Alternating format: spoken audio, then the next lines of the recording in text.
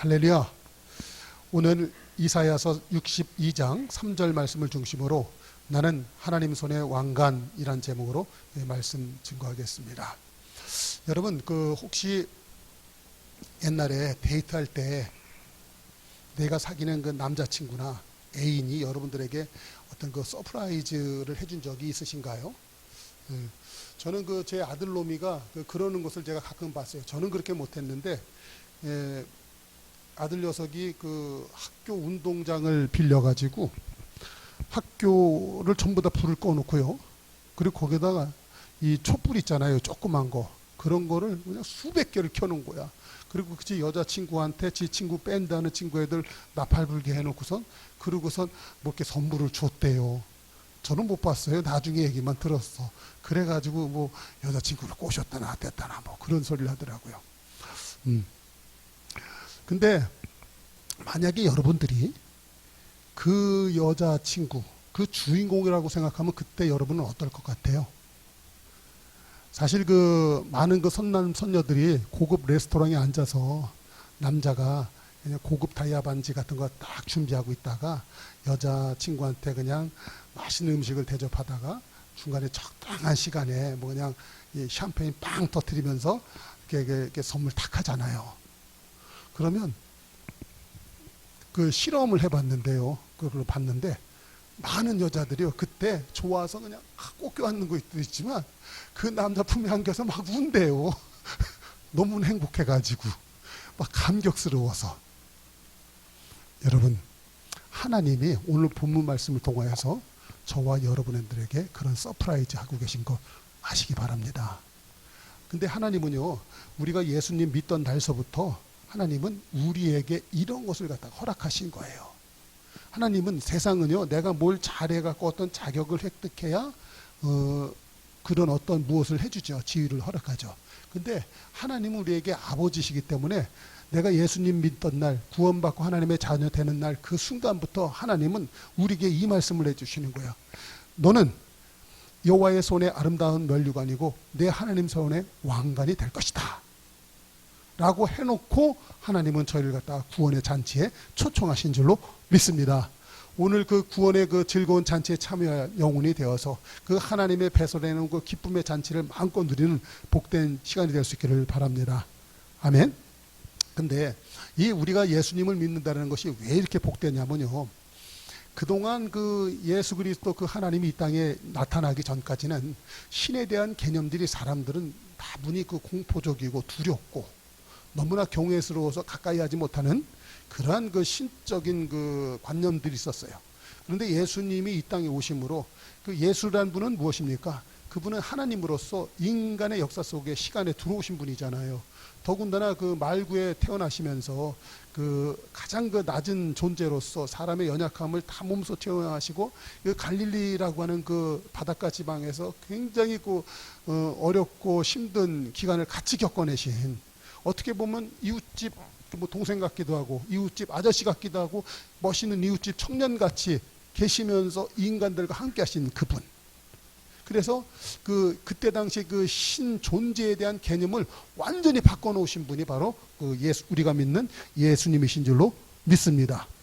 근데 특별히 이 신 존재감뿐만이 아니라 어떤 종교 철학 사상 속에서 시대를 관통하는 어떤 이 정신 세계가 있습니다. 그러면서 그것을 유지하기 위해서 한쪽에다 힘을 주고 한쪽을 탄압하고 하면서 한 종교 세계를 구축하는 그런 부분들이 있습니다. 그래서 어떤 시대든 어느 곳에서든지 이 샤먼이라고 하죠. 그래서 이 추장이 이 샤먼의 역할을 감당하면서 이 샤먼에게는 생사 여탈권이 있으면서 이 공포를 살짝 동원해서 사람들을 갖다 강압하는 분위기가 있습니다. 그때 제일 강압할 때 가장 피해자가 되는 게 누구냐면 힘이 연약한 여성분들입니다. 여성분들이 항상 그런 종교 세력 안에서 여성분들이 항상 억압을 당하고 차별을 당합니다. 이게 대표적인 케이스가 요새 탈레반에서 하는 그런 여성들을 갖다가 억압하는 것들이죠. 그러니까 지금 현대 사회를 겪으면서 탈레반이 그러는데 과거에는 얼마나 더 했겠냐고요. 그런 세계 속에서 예수님이요 이렇게 말씀하시는 거예요. 성도들을 갖다가 하나님의 신부로 표현하는 거예요. 여러분, 사람이 그 아까도 그 멋있는 그 총각이 서프라이즈를 하면서 그 숙녀된 그분한테 그런 선물을 하고 할 때 여자가 얼마나 감격스럽습니까? 여자를 갖다가 아주 높여주는 거예요. 귀하다고 하는 거예요.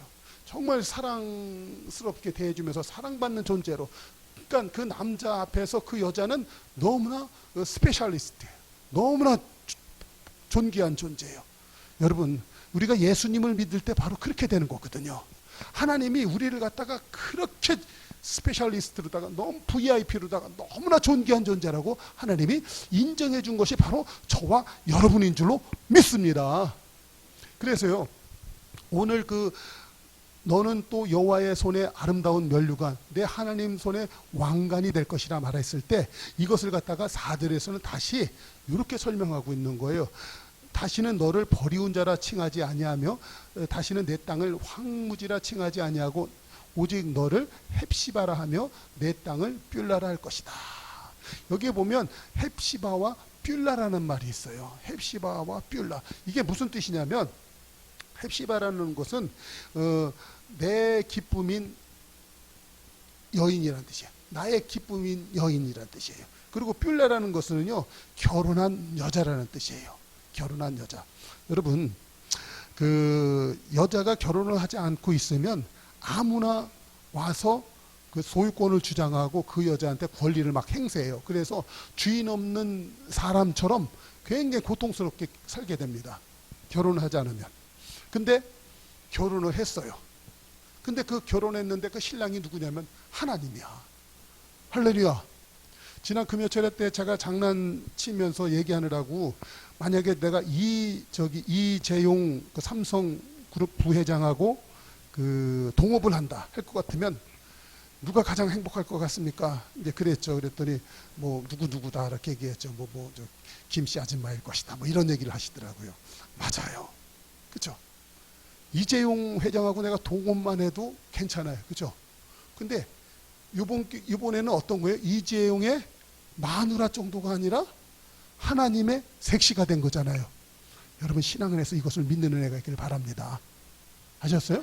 그래서 그 헵시바라는 것은 바로 그 하나님의 색시가 돼서 결혼했어요. 그랬고 하나님이 그 색시를 보면서 뭐냐면 너는 나의 헵시바, 너는 나의 기쁨인 여인이야. 나의 기쁨인 여인이야. 할렐루야. 여러분, 세상에 아무리 뭐라고 그래도요, 집에서 먹을 것도 없고 시어머니의 궁박과 뭐 그냥 자식 가르치느라고, 그리고 그냥 눈 뜨면 밭에 나가서 들일해야 되고 너무나 고생스러운 그 아낙네의 삶이라 할지라도 그 남편이 그 아내를 사랑해 주면요, 그 여인은 견딜 수가 있는 거예요. 할렐루야. 마찬가지예요. 우리가 예수님을 믿고 구원받은 하나님의 자녀가 되어서 세상살이가 얼마나 고달프고 힘듭니까? 그런데 신앙 안에서 우리가 분명히 하나님이 내 영혼에게 말씀하시는 것이에요. 너는 나의 헵시바야. 너는 나의 사랑하는 여인이란다. 아멘. 그래서 성경에서는요, 이 성도들을 갖다가 하나님의 신부라는 표현을 갖다가 성경 처음서부터 구구절절히 선지자와 예수 그리스도의 비유를 통하여서 이 성도들이 하나님의 그 신부라는 말을 갖다가 누누이 하고 있는 거예요. 여러분, 실제로다가 성경에서 보면 하나님의 위대한 왕 중에서 히스기야라고 하는 왕이 있었어요. 근데 히스기야 왕의 신부의 이름이 뭔지 아십니까? 색시 이름이? 실제로다가 그 열왕기하 2장 1절에 보면 그 헵시바라고 그래요. 헵시바. 이 히스기야 왕 있잖아요. 사네립의 군대 그 18만 5천 명을 갖다 기도로서 물리친 그 히스기야 왕. 그 왕의 아내가 그 헵시바였어요. 그러나 이 히스기야와 헵시바 사이에서 태어난 그 므낫셋을 통하여서 하나님이 가장 슬퍼하고 너무나 힘들어서 이스라엘을 멸망시키게 하는, 어떻게 보면 하나님이 그 히스기야라고 하는 왕과 헵시바라고 하는 왕비를 통하여서 하나님과 이 성도의 모습을 그리고 싶으셨던 거예요. 그랬는데 그거는 안 됐었어요. 그러나 예수 그리스도가 이 땅에 오셔서 예수님이 우리를 신부로 삼으시고 예수님을 갖다가 신랑이라고 표현하는 그 말씀을 통하여서 우리의 성도들의 그 존재감을 높여주신 줄로 믿습니다. 실제로다가 예수님이 이 땅에 오셨을 때 그 세례 요한은 이렇게 얘기를 했어요. 요한복음 3장 29절에 보면 신부를 취하는 자는 신랑이니 서서 신랑의 음성을 듣는 친구가 크게 기뻐하나니 나는 이러한 기쁨으로 충만하노라. 자기는 그 신랑의 음성을 듣는 친구다라고 표현하고, 성도들을 갖다가 뭐라고 하냐면 신랑이 신부를 취하는 것으로 그렇게 표현하고 있어요. 예수님도 직접 오셔서 이런 말씀을 하십니다. 마가복음 2장 19절에 보면 이렇게 얘기해요. 예수께서 그들에게 이르시되 혼인집 손님들이 신랑과 함께 있을 때 금식할 수 있느냐? 그렇지 않다. 신랑과 함께 있을 동안은 금식할 수 없다. 그러나 신랑을 빼앗길 날이 이르리니 그날에는 금식할 것이다. 그래서 예수님이 혼인집 잔치를 표현하면서 예수님이 거기에 주인공인 신랑으로 표현하고 있어요. 그러면 성도는 뭐다? 신부라는 표현이에요. 실제로다가 오늘 여러분들이 읽은 그 본문 이사야서 그 62장 5절에도 보면, 여러분 보세요. 여기 봐요. 마치 청년이 처녀와 결혼함 같이 내 아들들이 너를 취하겠고 신랑이 신부를 기뻐함 같이 내 하나님이 너를 기뻐하시리라. 할렐루야. 근데 오늘 이 본문 말씀을 잠깐 설명해 주면 이사야서 이제 거의 끝 부분이잖아요. 거기에서 보면 하나님이요, 이스라엘 백성들이 하나님 앞에서 제사를 드리고 예물을 드리는데 하나님이 너무나 화가 나신 거야. 성도들이 예수님을, 하나님을 섬긴다고 하면서도 엉망진창으로 섬기는 거야. 차라리 너가 예물 드린다고 하고 나한테 안 왔으면 좋겠다 할 정도로, 내가 그 성문을 닫았으면 좋겠다 할 정도로 하나님이 너무나 속상하셨던 거예요. 이사야서가 그렇게 시작이 되는 거예요. 그때 이제 그 우시아가 죽던 해에 하나님이 이사야를 갖다 이사야서 6장에서 부릅니다. 그때 이 성전에 가득한 하나님의 영광이 임하는 것을 보게 돼요. 비록 이스라엘 백성들이 하나님을 갖다가 엉망진창으로 섬겨서 하나님의 마음이 너무나 속상하셨지만 하나님은 그래도 이 성도들을 갖다가 다시 한번 끌어안고 다시 한번 그 성도들과 함께 다시 한번 잘해보고 싶은 그런 마음에 이 선지자 이사야를 불러내서 그들로 하여금 회개하라 그렇게 말해. 근데 그냥 성도들이 끝까지 말을 안 듣는 거예요. 우상섬기고 계속 그러는 거예요. 그래서 그 옆에 있는 에돔이나 모압이나 심지어는 바벨론이나 아수르 이런 나라를 들어가고 그걸 갖다 너희들을 혼내겠다. 하나님이 예언을 해요. 근데 말 안 들으니까 실제로 혼내요. 그래서 이스라엘이 이제 멸망을 당하게끔 해. 그래서 그 사람들이 바벨론의 포로로 끌려갔다가 다시 되돌아온 게 지금 62장이에요. 그래서 이 포로로 끌려갔다가 다시 온 그 백성들을 갖다가 하나님이 위로하시면서 내가 너희를 갖다가 여기 뭐라고 그래요? 62장 4절에 봐요. 다시는 너를 버리운 자라 칭하지 아니하며 다시는 내 땅을 황무지라 칭하지 아니하고 오직 너를 헵시바라 하며 내 땅을 빌라라 할 것이다.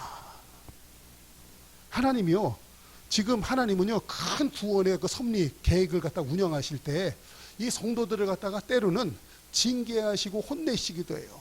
그렇지만 너무나 가슴이 아프셔서 그 성도들을 갖다 싹 안으시면서 아니야, 너는 버리운 자다, 쫓기운 자라 하지 않고 내가 다시 너를 갖다 헵시바라, 너는 나의 기쁨의 여인이야, 빌라 너는 나와 결혼한 사람이야 라고 표현하면서 이 하나님이 이렇게 얘기하죠. 에베소서 5장에 보면 이런 게 있어요. 하나님이 짝지어졌으면 사람이 나누지도 못할 것이다.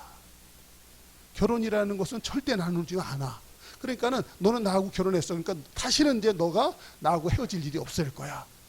내가 너를 다시 그 포로된 곳에서 되돌리켜서 이 이스라엘 예루살렘 고토로 들어오게 한 이 하나님이 내가 이제부터 반드시 내가 널 책임질 것이다. 할렐루야. 오늘 성도들을 하나님이 그렇게 말씀하고 계신 줄로 믿습니다. 그래서요, 그 하나님이 이 성도들을 갖다가 부르는데 성경 끝에서는 이렇게 해요. 계시록에 보면 계시록 그 21장 그 2절 그리고 9절 거기에서 보면 이런 얘기가 있잖아요. 새 하늘과 새 땅이 이제 내려오는 것을 갖다 표현하는데 이렇게 얘기해요. 또 내가 봄에 거룩한 성 새 예루살렘이 하나님께로부터 하늘에서 내려오니 그 준비한 것이 신부가 남편을 위하여 단장한 것 같더라. 신부가 남편을 위하여 단장한 것 같아. 그러니까는 우리가 예수님이 이때 다시 이 땅에 오시면 우리는 부활체로 다시 한번 하나님 앞에 서게 될 줄로 믿습니다. 그래서 내 몸이 새 몸을 입어요. 그래서 그 하나님 앞에 서게 되는데 새 예루살렘이 내려오는데 신부가 신랑 앞에 서기 위하여 단장하는 거 있잖아요. 여성들은 하얀 드레스를 입잖아요. 그리고 머리에다 면류관을 쓰고 몸에다가 아름다운 보석을 하고 얼굴도 화장을 하고 예쁘게 꾸미잖아요. 여러분, 장차 이 다음에 예수님이 이 땅에 오실 적에 우리가 그렇게 아름다운 모습으로 변화되게 될 줄로 믿습니다. 그래서 하나님이 우리를 갖다가 그렇게 아름다운 신부가 되도록 하나님이 하시겠다라는 거예요. 그러니까 우리가 신앙의 가장 귀한 기초는 무엇입니까? 지금 우리가 지금은 이렇게 이 땅에서 조그만 좁고 협착한 길, 사망의 음침한 길을 통과하듯이 어렵고 힘든 부분을 많이 겪고 살지만 하나님은 우리를 갖다 결코 버리지 않으셨어요. 약속의 말씀을 가지고 우리를 갖다가 그 하늘나라의 그 혼인잔치의 자리까지 우리를 갖다가 끌고 가게 계신 줄로 믿습니다. 지금 이 목사가 설교하는 이 순간에도 하나님은 이 목사의 말을 통하여서 성도들을 위로하시고 소망을 주시고 그때까지 잘 인내하고 신앙생활 열심히 하라 말씀하는 줄로 믿습니다. 근데 계시록 21장 9절 에도 보면 이렇게 얘기하고 있어요.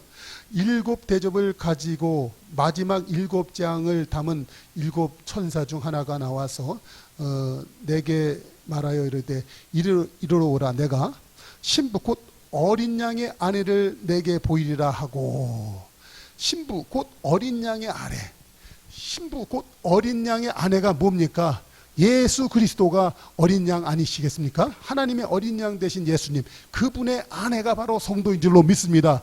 그리고 그 계시록 21장 그 밑에 보면 그러면 청보석, 황보석, 뭐 노공, 뭐 사파이어, 뭐 루비, 뭐 이런 걸로 쫙 장식된 그 새 예루살렘을 갖다 얘기하는 거예요. 바로 그 새 예루살렘이 성도인 줄로 믿습니다. 그러므로 사랑하는 성도들이여, 이 땅을 살아갈 때, 신앙생활할 때 때로는 곤란하고 어려울 때가 있습니다. 그때 내가 예수님의 신부인 것을 기억하시고 그 어떤 어려움, 힘듦이 있다 할지라도 잘 이기시는 은혜가 있기를 축복합니다. 아멘. 자, 근데 봐봐요. 여기 보면 그 하나님이 우리를 갖다가 단순히 그 하나님의 그 신부로 표현하지 않고요. 성경에서는 또 이렇게 표현하고 있습니다. 그러니까는 그 에베소서 5장 27절에 한번 보세요. 에베소서 5장 27절에 보면 이렇게 얘기해 있어요. 한번 성경을 한번 찾아보세요. 성경을 한번 펴보세요. 아니, 성경 말씀 이거 책을.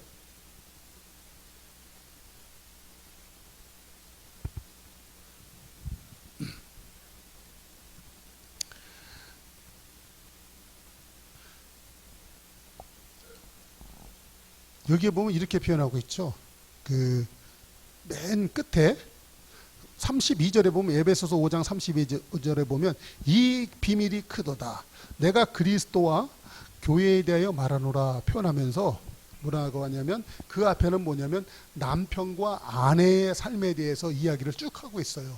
근데 남편과 아내 된 거에 대한 얘기를 하면서 32절에 보면 이 비밀이 크도다. 내가 그리스도와 교회에 대하여 말하노라. 그러니까는 아까 여태까지 그 성도들을 갖다 예수님의 신부라는 표현을 했잖아요. 여기서도 똑같이 얘기하고 있어요. 그런데 5장 27절을 한번 보세요. 자기 앞에 영광스러운 교회로 세우사. 그러니까 자기 앞에 영광스러운 교회로 세웠다는 게 뭐예요? 자기 앞에 영광스러운 신부로 세웠다는 말하고 똑같은 것이 되죠. 아멘 되십니까? 자, 근데 여기 보면 티나 주름 잡힌 것이나 이런 것들이 없이 거룩하고 흠이 없게 하려 하십니다. 지난주 말씀에 보면 우리가 그랬잖아요.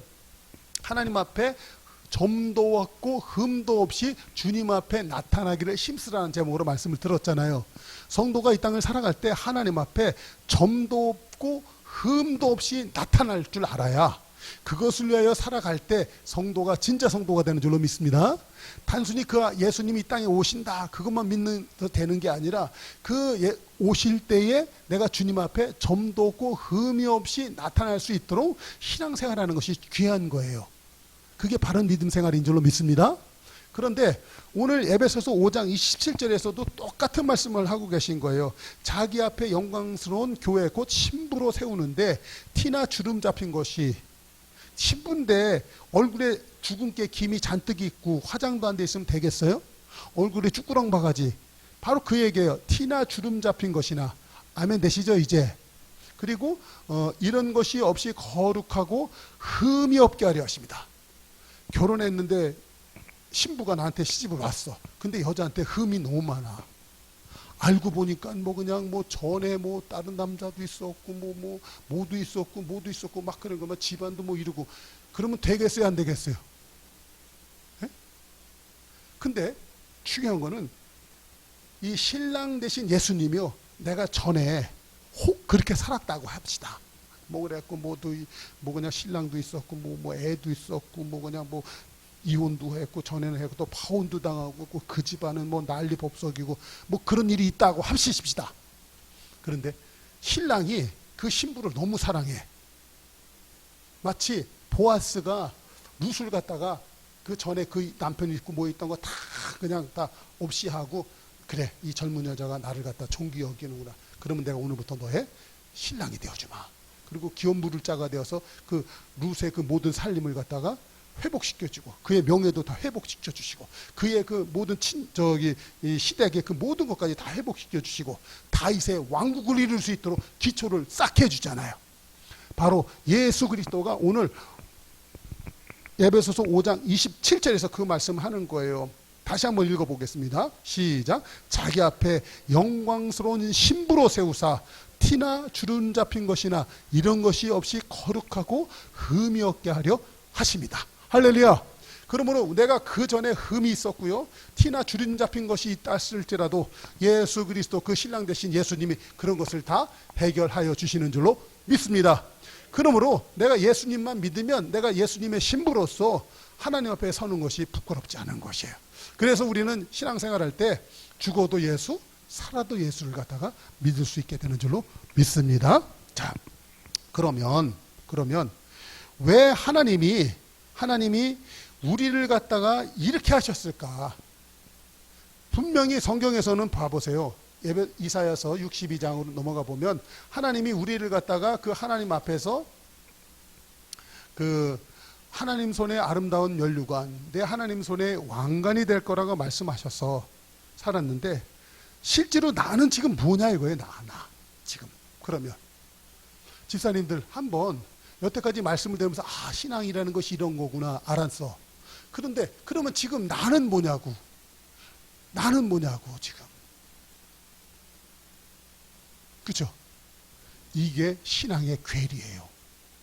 성경에서는 나를 갖다 하나님의 신부라고 인정했고 하나님의 영광스러운 교회라고 말했는데, 그러면 나는 뭐야 이거. 지금 나는 너무 어렵고 힘든데. 여러분, 이것을 갖다 극복해내지 아니하면 내 믿는 신앙은 헛거가 되는 거예요. 그래서 오늘 제가 설교하고 싶은 부분은 바로 여기에요. 지금서부터 온 것입니다. 뭐냐면 하나님께서 우리 성도들을 갖다가 처음서부터 이렇게 좋은 곳을 갖다 예비하시고 우리를 부르셨어요. 근데 여기에는 하나님의 특별한 뜻이 있기 때문에 그러는 거예요. 특별한 뜻. 그것은 뭐냐면 첫 번째로다가 우리가 그 지난주에도 왜 흠없고 점없는 자리에 나가지를 않냐면 사람이 스스로 생각할 때 자기가 완전한 존재라고 믿는 거예요. 예수님 없이도 나는 이 세상을 갖다가 스스로 잘 살 수 있을 것이라고 생각을 하는 거예요. 어린아이일수록 지가 세상이 자기 중심적으로 돌아가고 자기가 세상에서 최고인 것으로 알죠. 그리고 어린아이일수록 자기 말을 안 들으면 막 울어 제끼는 거예요. 애들이 그래요. 근데 어른이 돼서도 그렇게 하고 사는 사람들이 더러 있어요. 그걸 갖다가 심리학에서는 성인아이라고 하죠. 근데 신앙 안에서도 우리가 그러고 사는 경우가 굉장히 많습니다. 사람들이요. 자, 그런데 그런 사람들을 갖다가 하나님은 어떻게 하시냐면 너는 나 없이는 살 수 없어. 실제를 갖다가 실존을 보게 합니다. 성도가 신앙에 철이 들면 나는 예수님 없이는 난 살 수가 없어요. 그래서 예수님을 떠나서는 나는 불완전할 수밖에 없고, 나는 예수님을 떠나서는 나는 한시도 이 세상을 존재할 수 없는 존재가 됩니다. 그거를 고백하게 만들어요. 그러니까는 신앙의 철이 되는 거예요. 그래서 실제로다가 우리 성도들이 살다 보면 이런 거예요. 사람은 인생의 행복과 성공을 위해서 살아가는데 신앙의 철이 들면 이런 것을 깨달게 돼요. 아, 인생이란 성공에 있지 않고 성화되는 것에 있구나. 다시 한번요. 사람은 인생을 살아가는 것이 성공과 행복을 위해서 살아가는 줄 알았어요. 그래서 그 보면 어떻게 해서든지 돈 벌려고 하고 어떻게 해서든지 돈 모으려고 하고, 요새 보니까는 그 넷플릭스에서 전 세계에서 1등하는 뭐 드라마가 있다고 하더라고요. 혹시 오징어 게임. 그죠? 그래서 저도 오징어 게임이 뭔가 그랬더니 뭐 그냥 돈을 잔뜩 쌓아놓고 막 거기에 그 배당금이 자기 몸인데 몸 한 목숨당 1억 원씩이 걸려 있는 거예요. 그래서 그 사람을 죽이면 그 배당금 자기가 늘어나는 거예요.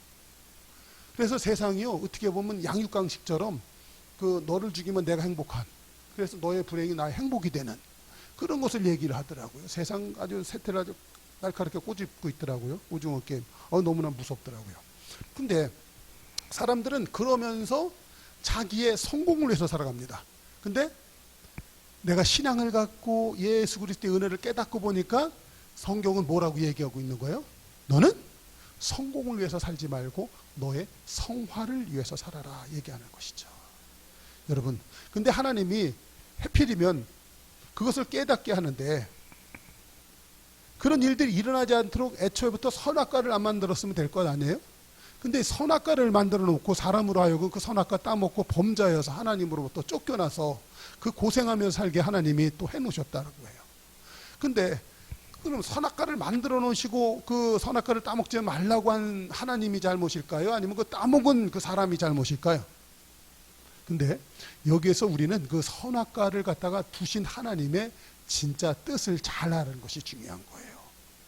창세기 그 2장 27절에 보면 선악을 알게 하는 실과를 먹는 날에는 너가 반드시 죽을 것이다 말씀하신 것, 그것은 에덴 동산에는 딱 한 가지 법만 있었던 거예요. 딴 가지 법이 아니야. 모세 이후로다가 우리에게는 십계명이 왔는데 우리는 십계명도 너무나 어렵다고 하는 판이에요. 근데 에덴 동산에는요 오직 법이 딱 하나 있었어. 뭐예요? 선악을 알게 하는 실과만 따먹지 말아라. 그러나 그 옆에는 동산 중앙에 뭐도 있었어요? 생명나무 실과도 있었어요. 그거는 따먹어도 되는 거야. 근데 사람이 그건 안 따먹고 선악을 알게 하는 실과를 따먹는 거야. 근데 자 봐요. 마귀가 그 하와를 갖다 꼬실 때 뭐라고 하냐면 너 정말 하나님이 그 모든 걸 다 먹지 말라고 하냐? 아니다. 선악을 알게 하는 실과를 갖다가 먹지도 말고 만지지 말라라고 했다. 근데 그거 얘기할 때 그 사람 눈이 조금 이렇게 풀리면서 보암직도 하고 먹음직하도 하고 지혜스럽게 할 만큼 탐스럽게 보이는 거야. 그러니까 하와 눈이 그냥 뒤집힌 거예요. 그때 그래 거봐. 뱀이 마귀가 화신된 뱀이 거봐. 너가 그걸 따먹으면 너가 하나님처럼 될 줄 알고 못하게 한 거야. 그래가지고 꾀임에 넘어가가지고 그걸 낼름 따먹고 아담한테도 준 거예요. 그래서 공동 범죄자가 된 것이거든요. 근데 실제로다가 하나님이 봐봐요. 먹을 수도 있고 안 먹을 수도 있는데 그걸 놓은 이유가 뭘까요? 하나님은 성경에서 그렇게 해요. 이스라엘은 나의 영광을 위하여 창조한 자다. 그리고 그 하나님은 이스라엘을 통하여서 찬송을 받으려고 이스라엘을 창조했다라고 말씀하신 거예요. 그랬는데 봐. 하나님이 해필이면 선악과를 통하여서 이 사람들을 갖다가 테스트한 거예요. 무조건 하나님이 우리를 갖다가 내가 너 창조했으니까 너는 나만 사랑해. 이렇게 하면 사람이 하나님을 사랑할 때 그게 자유예요? 억압이에요? 사랑하라는 것이 어떻게 보면 억압이 될 수도 있어요. 그렇기 때문에 하나님은 선악과라는 걸 통하여서 사람이 자유의지를 가지고 하나님을 진짜로 찬양하도록 정말 하나님을 기뻐할 수 있도록 하나님이 하신 거예요. 다시 말해서요, 하나님은요 우리를 요새 보니까 AI 로봇 있잖아요. 요새는 그 앞으로다가 의사도 없어진다네요. 병원 가서 피 하나만 딱 보면 리스트들이 쫙 떠오르면서 그 사람에 대한 그 병명 그리고 병력까지도 딱 나오고, 이 처방도 의사들은 깜빡깜빡 까먹고 처방도 잘 오진도 하고 처방도 잘못할 수 있는데, 피 한 번만 뽑으면 엑스레이 하나만 찍으면 그 사람을 어떻게 치료해야 될지도 가장 탁월한 걸로 그냥 전 세계 모든 석학의 두뇌를 통집합해갖고 그냥 처방을 딱 내린다네요. 그게 AI 의사래요. 앞으로 그렇게 된다네요. 그러니까 이제 앞으로 그 의대 가는 것도 이제 없어져요. 집안에 의사 하나쯤은 있어야 되지. 뭐 이런 옛날에 그런 게 있었죠. 근데 더는 뭐냐면 검사, 판사. 집안에 힘좀 쓰려면 판사 하나 있어야 된다 그랬잖아요. 근데 판사도 필요 없어. 그냥 딱 그냥 법조문 딱 해서 그 사람이 저 뭐 범죄한 거 거기다 딱 갖다 대조해 놓으면, 아, 이 죄는 이런 몇 년형 딱 그냥 그 자리에서 직결 심판이 딱딱 떨어지는. 그러니까는 변호사도 필요 없고 검사도 없고 판사도 필요 없는 그런 세상이 AI 시대예요. 여러분, 하나님이 애초에 있잖아요. 우리를 갖다 AI 로봇으로 만들질 않으셨어요. 기능은 어떻게 보면 더 첨단해요, 우리가. 그런데 우리에게는 AI 로봇에다가 주지 않은 것이 있어요. AI 로봇에는 뭐가 있어요? 자율성이 없죠. 그런데 우리한테는 자율성이 있는 거예요. 그래서 우리가 하나님을 섬길 수도 있고 배반할 수도 있는 그런 존재예요. 그런 속에서 성도가 이제 하나님 앞에서 태어나서 거듭나서 살아가는 동안에 이 성도들이 자기의 연약함을 깨닫기 시작하는 거예요. 자기의 부족함을 깨닫기 시작하는 거예요. 예수 그리스도 그 하나님의 은혜가 없으면 나는 이 땅에서 한시도 존재할 수 없는 자라는 것을 갖다가 점점 깨달아 나가는 거예요. 그것이 신앙생활이고 그것이 곧 성화인 줄로 믿습니다.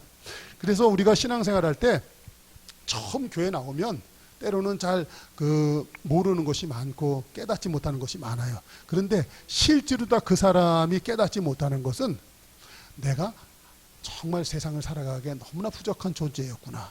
그거를 모르고 있어요. 근데 하나님이 내 속안에 들어오잖아요. 그 하나님의 위대함이 들어오면 자기의 연약함을 깨달아요. 실제로 사람은 신앙생활 처음 시작할 때 이런 부분이 있어요. 저 사람이 참 미워요. 저 사람이 참 싫어요. 내 인생, 내 가문이 이래서 어려웠어요. 이런 얘기를 많이 해요. 처음에는 그래요. 근데 내가 하나님의 그 위대함을 알게 되잖아요. 마치 이거예요. 내 몸에 온몸에 더럽고 취약한 것이 많이 묻어 있어.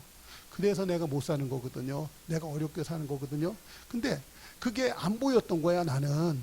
맨 저 사람한테 더러운 거 있고 저 사람이 못돼서 그랬 거라고 얘기해요. 그런데 마치 그 사도 바울에게, 그 사울 청년에게 다메섹 도상에서 강력한 빛이 임해서 하나님의 강한 빛이 들어오니까 자기가 더러운 것을 깨닫는 것처럼 성도가요, 하나님의 위대함을 보면 자기의 연약함이 발견되는 거예요. 자기의 연약함이 발견되는 거. 그러면 그때서부터 나는 중요하지가 않고 이런 나를 갖다 알게 하신 하나님이 중요한 것을 알게 돼요. 할렐루야. 그래서 하나님이 선악과를 놔두신 거예요. 오늘 다시 한번 여러분들 속 안에 하나님은 애초부터 나를 갖다가 그 하나님 손에 왕관이요 면류관으로 삼으신 하나님이 나를 갖다가 왜 이런 고생과 어려운 연단의 과정을 통해서 나를 갖다 부르고 계신가, 그거를 깨닫는 은혜가 있어서 진짜 그것을 깨닫잖아요. 그러면 그 성도는 그때부터 하나님의 진짜 손에 왕관이 되고 하나님 손에 면류관이 되는 성도로 성장해 나가기 시작하는 거예요. 아멘. 그러니까 하나님은 처음서부터 좋은 걸 놓고 우리를 부르시는 거예요. 처음서부터 좋은 걸 놓고 부르시는 거예요. 그래서 봐요. 오늘 세 번째 대지에 보면 포로에서 돌아온다는 것은 연단을 통해서 내 소원의 불순물이 제거되는 것을 뜻한다. 이런 말씀. 그러니까 봐요. 우리가 그 포로된 것에 되돌아왔다는 것. 이스라엘 백성들이 지금 바벨론의 포로로 끌려갔다 하나님 다 되돌려오는 상태에서 하나님이 너는 다시는 빼앗긴 자다, 구속된 자다, 빼앗긴 땅이라 할 것이 아니고 너는 뷸라야 헵시바다 말씀하시는 거거든요. 마찬가지로 우리 성도들이요, 이제 죄악의 포로되어서 세상 사람으로 살다가 구원받은 하나님의 자녀로 딱 돌아왔을 때 하나님이 우리를 갖다가 뭐라고 말하는 거예요? 이제 너는 진짜로 이 지금부터 너가 나의 손바닥에 왕관이 되는 거야. 면류관이 되는 거야. 말씀하시는 거예요. 그런데 자, 요거를 아시라는 거예요. 요것이 신앙생활의 시작이야. 시작인데 반드시 거기에서 뭐가 있냐면 거기에서 내가 선악과를 따먹음으로 말미암아 내가 왜 죄악 가운데 빠졌으며 그 선악과를 주신 이유가 무엇인지 그거를 깨닫는 거예요. 그래서 나는 예수님 없으면 난 너무나 불완전한 존재일 수밖에 없다라는 거. 그거를 깨달으면서 그 하나님이 그런 걸 깨닫는 과정 속에서 하나님은 반드시 뭐를 하냐면요. 연단이라는 과정을 겪게 해요. 사람은 스스로가 선악과를 따먹을 만큼 하나님처럼 되려고 하는 그 교만한 마음이 다 있어요. 사람 속에. 그것이 하나님 앞에서 연단을 통해서 그 교만한 마음이 없어지는 거예요. 자, 보십시다. 그래야 진짜 신부가 되는 거예요.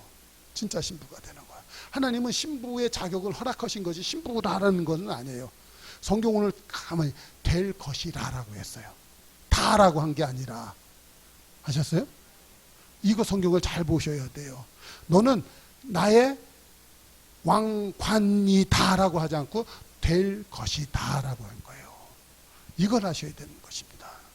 그러니까 우리 성도들이요, 그 왜 이 싸구려 신앙으로다가 함부로 값싼 은혜로 함부로 신앙생활 하냐면 교회 한 번만 갔다 오면 다 구원받았다 이런 식으로 얘기하거든요. 그게 아니더라고요. 성경에 보니까 하나님 앞에서 흠도 없고 점도 없는 성도가 되기를 힘쓰라고 말씀하셔서 지난주 말씀하셨잖아요. 오늘도 똑같은 비슷한 것으로 말씀하시는 거예요. 흠이나 주름 잡힌 것이 없이 거룩하여서 흠 없는 그 신부가 되기를 하나님이 해주신다라는 거예요. 그것을 갖다 믿고 예수님을 의지하고 사는 거예요. 그게 진짜 신앙생활인 줄로 믿습니다. 그래서요, 봐요. 이 성경 말씀 몇 개 한번 찾아보고 말씀 마치겠습니다. 보면 그 베드로전서 4장 12절 말씀 찾으실 수 있나요? 말씀 제거 한번 봐보세요. 사랑하는 자들아, 너희를 연단하려고 오는 불시험을 이상한 일 당하는 것 같이 이상히 여기지 말고 오히려 너희가 그리스도의 고난에 참여하는 것으로 즐거워하라. 이는 그의 영광이 나타나실 때 너희로 즐거워하고 기뻐하게 하려 합니다. 연단하려고 오는 불시험을 이상한 일 당하는 것 같이 이상히 여기지 말아라. 여러분, 예수님 믿을 때 내가 어려운 일 당합니다. 어떤 사람은 가정적으로 어려운 일을 당합니다. 어떤 사람은 경제적으로 어려운 일을 당합니다. 어떤 사람은 질병으로 인하여 어려운 일을 당합니다. 어떤 사람은 그 관계 주변 사람들 그 관계를 통해서 어려움을 당합니다. 그런 일을 당할 때 이상한 일을 당한다고 생각하지 마십시오. 하나님이요, 하나님을 사랑하는 자, 곧 그 뜻대로 부르심을 입은 자들에게 어떻게 한다? 합력하여 선을 이루시는데, 하나님이 그런 시험을 허락하시는 것은 내가 그게 고쳐져야 되기 때문에 하나님이 시험하는 줄로 믿습니다. 내가 그것이 개선되지 않으면 하나님의 진짜 거룩한 신부, 곧 흠도 없고 점도 없는 신부가 될 수 없기 때문에 하나님이 이 땅에 있을 동안에 그것을 갖다가 개선시키는 거예요. 타락한 본성과 타락한 심령 속에서 살아갈 수밖에 없는 나, 내가 그 원죄와 자범죄 속 안에서 살아가는 나, 그 상태로 하나님의 신부가 될 수가 없어요. 그렇기 때문에 하나님이 저와 여러분을 갖다가 지금 고치고 계신 거예요. 그게 치유인 줄로 믿습니다. 그것이 회복인 줄로 믿습니다. 그것이 하나님의 건강한 신부가 되는 길인 줄로 믿습니다. 그것을 향하여서 하나님이 나를 갖다 이끌고 계신 거예요. 그러니까 봐요. 우리가 그동안 어떤 세상에서 문제나 어려움을 겪으면 우리는 좌절하고 낙심하고 한탄하고 때로는 하나님을 원망했어요. 그러나 내 삶 가운데 다가오는 어떠한 이 시험당함, 이 연단을 갖다가 우리는 뭘로 해석하는 거예요? 아, 내가 하나님의 거룩한 신부가 되기 위하여 내 속 안에 있는 쓴뿌리 나쁜 것들을 갖다 제거하는 하나님의 처방이 시작이 되었구나. 그러니까는 하나님이 처방했으니까는 하나님이 반드시 회복시켜 주실 거예요. 건강하게 해 주실 거예요. 그러니까는 연단이 세면 셀수록 더 하나님을 의지하게 되는 거죠. 삶이 어려우면 어려울수록 더 하나님께로 가까이 가는 거예요. 아멘. 그러니까는 시편 1편에도 그랬잖아요. 악인은 의인의 회중에 겹치 못하고 저는 바람에 나는 겨와 같다라는 거예요. 이 가짜 성도들은요, 이 바람에 나는 겨와 같아서 좋을 때는 있다가 조금 어려우면 다 도망가는 거잖아요. 그런데 하나님의 진짜 신부로 부르심을 받고 하나님의 신부로 진정 훈련이 되고 있다는 것을 알면 그 성도는요, 어려우면 어려울수록 더 하나님께로 가까이 가죠. 어떻게 보면 성경에도 이렇게 얘기합니다. 잠언서에 있어요. 젊어서 취한 아내를 갖다가 그 샘물이 도랑 바깥으로 흐르게 하지 말지어다.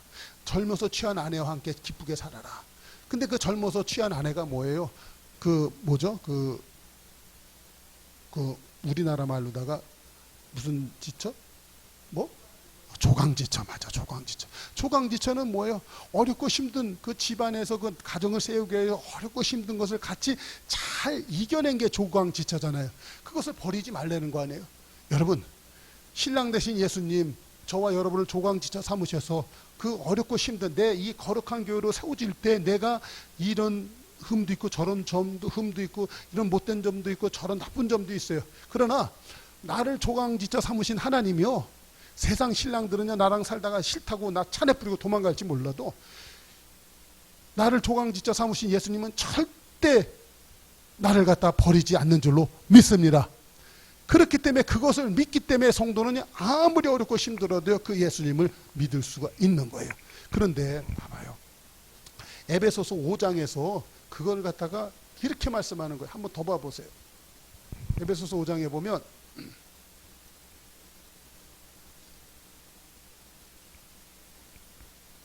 예수님께서는요 이 신부된 그 교회를 위해서 이렇게 말씀하고 계십니다.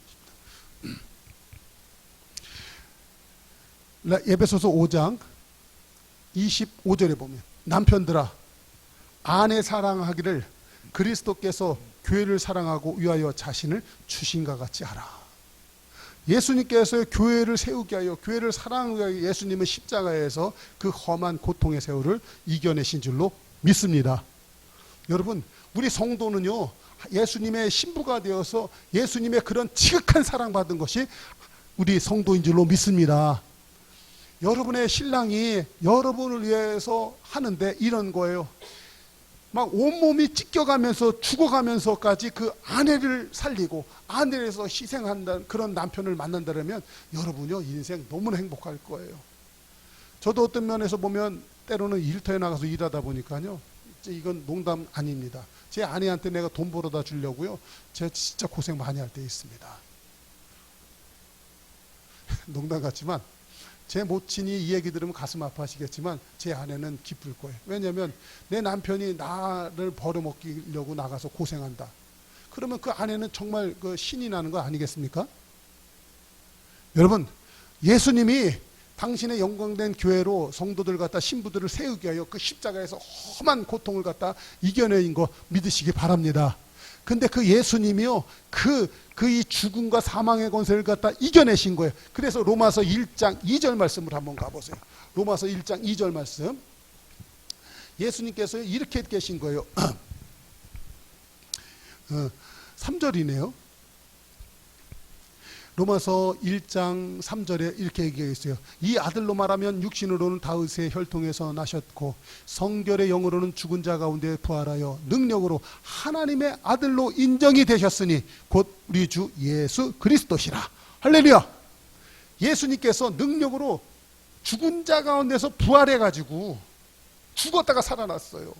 여러분, 알렉산더 대왕이 전 세계를 갖다 다 제패하고요, 그 몽고의 징기스칸 그 사람이 전 세계를 다 지배해도요 죽었다 살아나는 일은 못해요.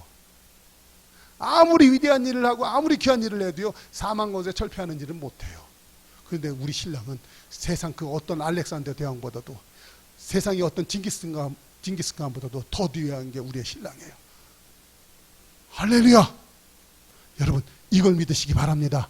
그러니까 우리 성도들이 신앙생활 한다는 것은요 하나님이 우리를 갖다가 이런 죄악에서 구속하시고 연단의 과정을 통해서 성화를 시켜서 우리를 갖다 마침내 하나님 앞에 흠도 없고 점도 없는 주름 잡힌 것도 없는 하나님의 영광스러운 교회 곧 신부가 되게 하기 위하여 하나님은 지금도 저와 여러분을 위하여 열성적으로 일하고 계신 줄로 믿습니다. 예수님이 이 땅에 계셔서 이런 말, 내 아버지가 일하시며 지금도 나도 일을 하고 있다. 하나님이여 우리 집사님을 갖다가 하나님의 거룩한 신부 되게 하여 지금도 일하고 계신 거 믿으시기 바랍니다. 예수님께서 우리 오집사님을 위해서 그렇게 일하고 계셔요. 우리 그 효주 성도님을 위해서 그렇게 뜨겁게 일하고 계신 줄로 믿습니다. 어떻게 보면요, 이 잘나지 못한 이 목사 갖다 붙여놓고요, 막 그냥 자전거도 태우고 뭐 하면서 막 일하고 계신 거 믿으시기 바랍니다. 우리 구집사님 잘 되시라고 하나님이요 이 큰 빛 교회 주셔서 집사님을 위해서 일하고 계신 거 믿으시기 바랍니다. 그러므로 여러분, 우리 성도들이 이런 신앙의 정체성을 가지셔야 돼요. 나는 누가 뭐래도 하나님의 신부다. 그래서 나는 하나님 손에 있는 면류관이요 왕관과 같은 존재이다. 그것을 믿는 거예요. 어느 때요? 아무리 어렵고 힘들어도, 이 세상을 살아가는 길이 아무리 험난하고 먼 것 같을지라도 우리는 이런 신앙의 정체성을 가지고 나는 누가 뭐래도 난 하나님 손에 있는 왕관이야 라고 외칠 때 하나님께서요 그 소리 들으면 더 기뻐하실 거예요. 여러분, 남편들이 그래요. 저도 남편 생활해 보니까요, 아내가 우리 남편 최고야 할 때 힘이 나요. 근데 아내들이 그런 소리를 가끔 해요. 우리 남편은 싫어. 우리 남편 돈도 못 벌어오고, 우리 남편은 못생기고, 우리 남편 힘도 없고, 뭐 이런 소리 막 해대요. 그래서 친구들 만나면 막 떠들어요. 여성분들 그러지 않나요? 돌아다니면서 남편이요 거기 현장에 있어서 소리 안 듣는 것 같죠? 다 알아요. 우리 남편은, 우리 마누라는 그러고 돌아다녀 나한테. 그러면 남편은 힘이 없어요. 근데 아내가 돌아다니면서 와 우리 남편 최고야. 난 그런 남편의 사랑받는 아내야. 우리 남편 진짜 멋있어. 진짜 세상적인 기준으로 능력은 없을지 몰라도 그 능력 없지만 나를 위해서라면 그렇게 열심히야. 우리 남편 짱이야. 그 남편 그날 나가서 밤새 철회하고 돈 100만 원 벌어왔대요. 그날 밤에 가서 1000만 원도 벌으려고 그래요. 그렇지 않나요? 신앙생활이 그거라는 거예요. 우리 성도들이 우리 예수님은 진짜 멋있어. 그랬고 나는 하나님 손에 내가 왕관이래. 하나님 손에 면류관이래. 그 소리 들을 때 하나님은 가장 기뻐하는 줄로 믿습니다. 여러분, 절대적으로다가 세상 어떤 물질 가치 기준이 헷갈려가지고 예수 믿으면 뭐해 이런 소리 하면 돼야 안 돼요. 하나님 가슴에 못 박는 일이에요. 못 박지 마시고 이제 내가 믿음 안에서, 그러니까 신앙은 뭐다? 성공이 아니라 성화다. 하셨죠?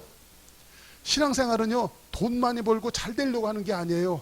예수님 가신 길 쫓아가면서 예수 신랑 되신 그 예수님과 같이 하나 되려고, 내 몸의 불순종과 음란하고 타락되고 못되고 게으른 것을 갖다가 타파하면서 하나님과 함께 가려고 하는 거, 그게 신앙생활이에요.